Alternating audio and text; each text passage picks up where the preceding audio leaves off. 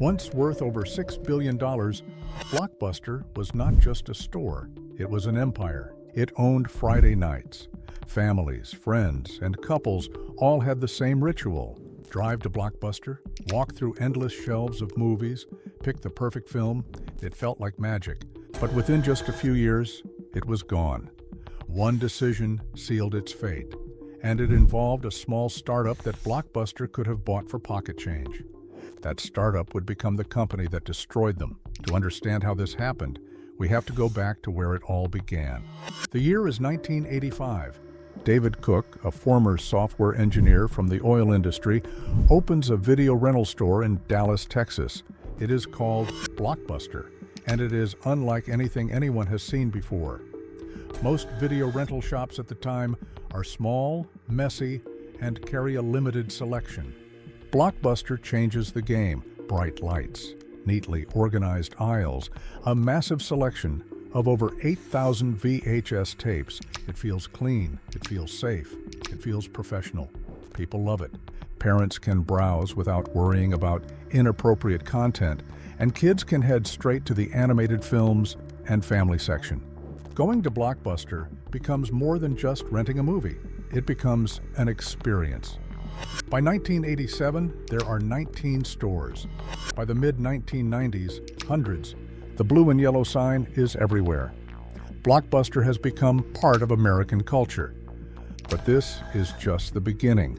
The real explosion is about to happen. By 2004, Blockbuster has more than 9,000 stores worldwide. It is earning over $6 billion a year. It does not just rent movies. It sells snacks, offers video games, and runs promotions that keep customers coming back. For many people, Friday night means one thing. Grab the family, head to Blockbuster, and spend 20 minutes browsing the aisles before settling on the night's entertainment. But behind the scenes, there is another reason for Blockbuster's massive profits: late fees. If you return a movie late, you pay extra, and people return movies late all the time.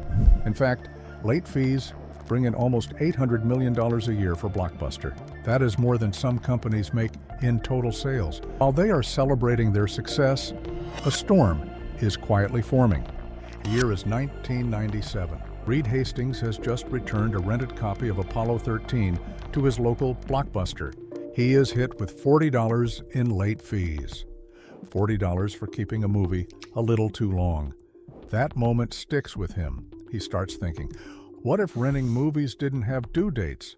What if there were no late fees at all? Hastings teams up with Mark Randolph, and together they launch Netflix. It is a DVD rental service that works through the mail. You go online, choose the movies you want, and they arrive at your doorstep in a red envelope. When you are done, you simply mail them back and receive the next movie on your list. No due dates, no late fees. It is simple, convenient, and customer-friendly. At first, Netflix is tiny compared to Blockbuster. Most people have never heard of it. Internet access is slow for many households, and DVDs are still new. But Netflix is growing quietly, building a loyal base of tech-savvy customers. By the year 2000, Netflix is struggling financially. The dot-com bubble has burst, and money is running out. Hastings and Randolph decide to make a bold move. They arrange a meeting with Blockbuster's CEO, John Antioco. Their proposal is simple. Blockbuster could buy Netflix for just $50 million. In return, Netflix would run Blockbuster's online operations, while Blockbuster would promote Netflix's service in its stores. Together, they could dominate the future of home entertainment. John Antioco listens. He thinks Netflix is a niche business for a small group of internet users. He laughs at the idea. He says no. That single decision will go down as one of the most expensive mistakes in corporate history. Because Netflix is about to change everything. By the mid-2000s, the way people watch movies is starting to shift. DVDs are still popular, but internet speeds are improving. Downloading and streaming video is becoming possible for the average household. Netflix sees the future. They begin investing heavily in streaming technology. In 2007, they launch a service that lets customers watch movies instantly online. No shipping, no waiting. Just click and watch. It is not perfect at first. The selection is small and internet connections are still inconsistent. But Netflix is playing the long game. They know streaming will eventually replace physical rentals. Blockbuster finally notices the threat. In 2004, they launched their own DVD by mail program. In 2007, they roll out a streaming service of their own. But there is a problem. By now, Netflix is already the brand people trust for innovation and convenience. Blockbuster's streaming platform feels like an afterthought, a reaction, rather than a revolution. And behind the scenes, there is chaos. Blockbuster's investors are pressuring the company to focus on short-term profits instead of long-term transformation. They want to protect revenue from late fees, even though that revenue model is dying. This means the company cannot fully commit to competing with Netflix. While Netflix is expanding its streaming library, signing licensing deals, and preparing for original content, Blockbuster is fighting internal battles and struggling to adapt. And then, the economic downturn of 2008 hits. Customers cut back on expenses, but they are more willing than ever to pay a small monthly fee for unlimited streaming. Netflix thrives in the recession. Blockbuster bleeds cash. The writing is on the wall. By 2010, the damage is irreversible. Netflix has millions of streaming subscribers. Blockbuster is drowning in debt. That same year, Blockbuster files for bankruptcy. Stores begin closing across the United States and around the world.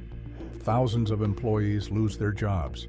The once iconic blue and yellow storefronts are replaced with empty buildings and for lease signs. In the end, only one Blockbuster store remains. It is in Bend, Oregon, and it survives not as a thriving business, but as a nostalgic tourist attraction. A living museum of a time when picking a movie meant leaving your house, wandering through aisles, and holding the night's entertainment in your hands. Blockbuster's story is more than just a corporate failure. It is a warning to every business, every entrepreneur, and every dreamer. The world changes fast. Pride and tradition can blind you to the future. Netflix did not kill Blockbuster.